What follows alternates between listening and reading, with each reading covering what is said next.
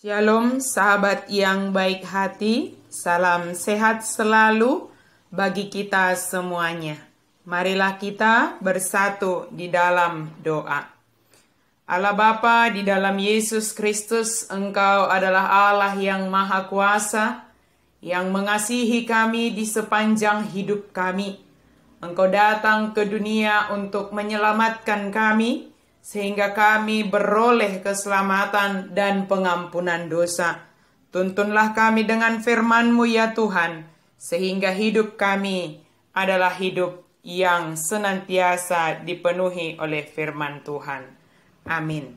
Firman Tuhan bagi kita pada hari ini dari Filipi 3 ayat 4b sampai 14.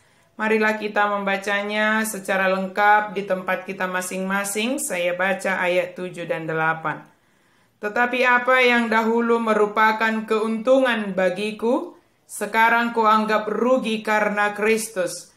Malahan segala sesuatu kuanggap rugi, karena pengenalan akan Kristus Yesus, Tuhanku, lebih mulia daripada semuanya. Oleh karena Dialah aku telah melepaskan semuanya itu dan menganggapnya sampah supaya aku memperoleh Kristus. Kristus adalah tujuan iman kita.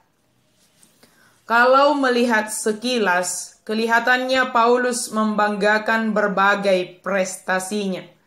Namun ia sebetulnya sedang melakukan yang sebaliknya, dengan menunjukkan bahwa prestasi manusia, meskipun sangat mengesankan, tidak bisa membuat orang memperoleh keselamatan dan hidup kekal bersama Allah. Paulus memiliki kualifikasi, didikan, kebangsaan, latar belakang keluarga, warisan, aktivitas, dan moralitas yang mengesankan.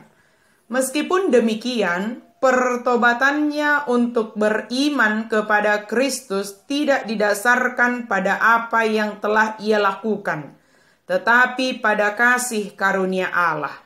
Paulus tidak bergantung pada perbuatan-perbuatannya untuk menyenangkan Allah, karena kualifikasi yang paling mengesankan pun tidak bisa memenuhi standar kudus Allah.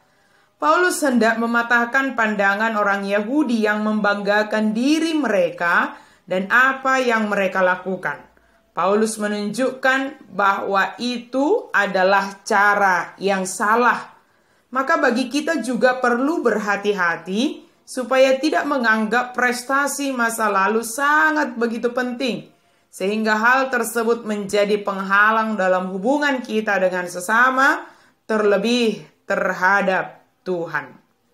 Setelah memikirkan semuanya itu, Paulus memutuskan untuk menghapus semua yang ia anggap rugi jika dibandingkan dengan keindahan mengenal Kristus. Kita hendaknya menilai hubungan kita dengan Kristus jauh lebih penting daripada apapun juga. Mengenal Kristus harus merupakan tujuan tertinggi kita.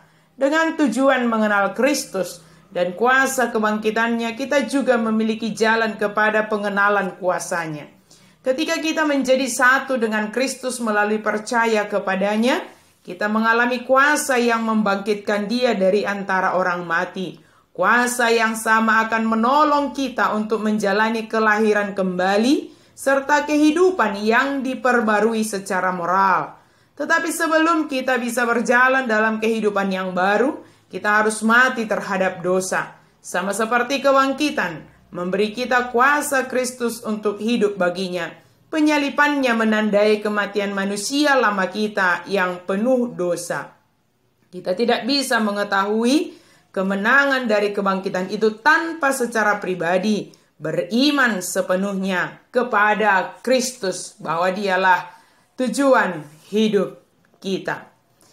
Seperti konsentrasi seorang atlet saat berlatih, kita juga harus menyingkirkan segala hal yang berbahaya dan meninggalkan apapun yang bisa menghalangi kita untuk menjadi orang-orang Kristen yang efektif. Apakah hal yang sedang menghalangi hubungan kita dengan Kristus?